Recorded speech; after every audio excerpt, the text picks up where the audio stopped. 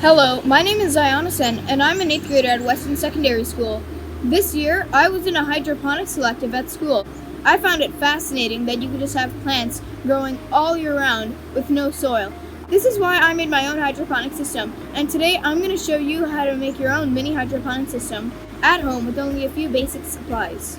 Hydroponics is a great way to grow your own produce from the comforts of your home, especially during quarantine. Hydroponic plants grow up to 50% faster than soil-grown plants, and the best part is, they're entirely hands-free. After you get the system up and running, you can just leave it by a window with sunlight and forget about it until it's time to harvest.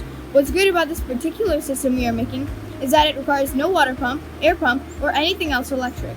The way it works is that after the seedling grows roots, it'll take in water from the reservoir, and as time goes on, the roots will have access to oxygen from the upper half of the reservoir and water from the lower half. And by the way, you'd never have to change the reservoir or put more water in. The plant will use the same water for its whole life cycle.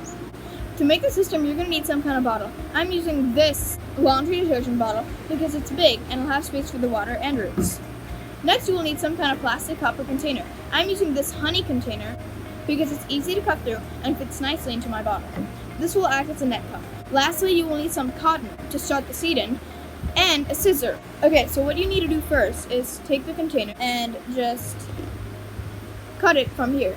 Okay, so now that that's cut, we can use it as a net cup for the system.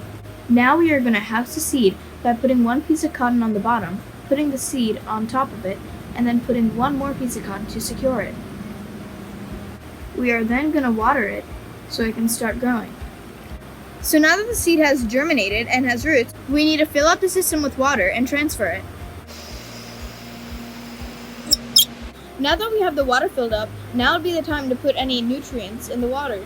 For the purpose of this video, I'm not going to put any, but if you were doing this, then you would have to order nutrients online or make your own using compost. So as you can see, the roots are going in, and about half the roots are in the water and half of them are using the oxygen so that the plant gets nutrient water and oxygen. Now comes the hardest part. We just need to wait for it to grow.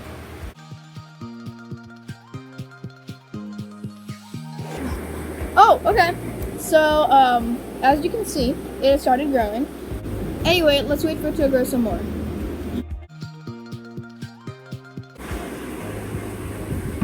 Oh, it grew some more. So as you can see, this plant isn't fully matured yet, but it still keeps the ratio of half the roots being in the nutrient water and then half of them being oxygenated. And that is how you grow fresh produce from your home. Delicious. I hope you guys enjoyed this video.